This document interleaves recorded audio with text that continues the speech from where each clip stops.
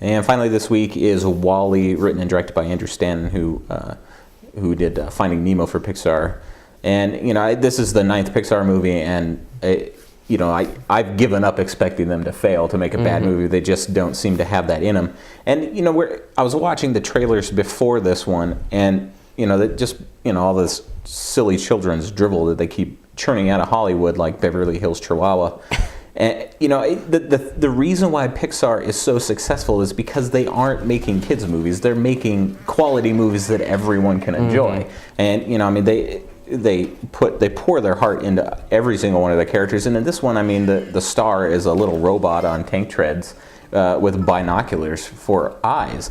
But he's still emotive. We still, care about him. And, a digital chihuahua I don't think I would ever care about. But, this robot is more endearing than a whole host of other children's characters. Yeah, well, not only is he endearing, but this film is really enjoyable. And unfortunately, I didn't enjoy this one as much as I did the rest of them. And the only problem that I had was it was just a little slow.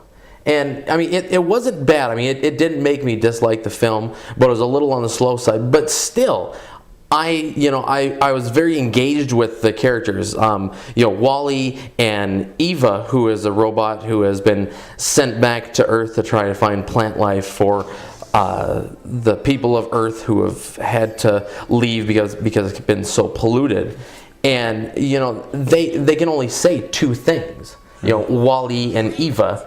But directive. Yeah. But even just with those two things happening, I cared for these characters a lot more than you would expect you would. Yeah. Well, and that's Pixar.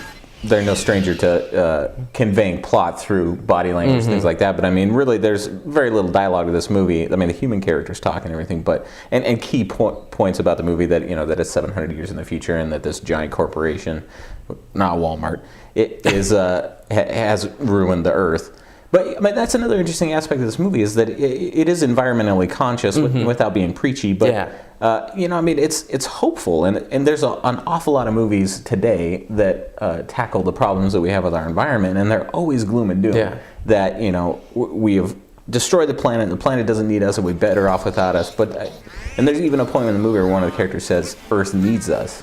And, it just comes down to stewardship. But, I don't want to get too bogged down in that, because it's not a huge part of the movie. But, it's another example of how Pixar is going beyond just making loud, colorful movies to, lull children into a stupor. So, I definitely, I really liked it. Maybe not the best from Pixar, but, that bar is set very high. Yeah. It certainly really fit with the rest of them, so check it out. And we'll be right back with our weekly wrap-up.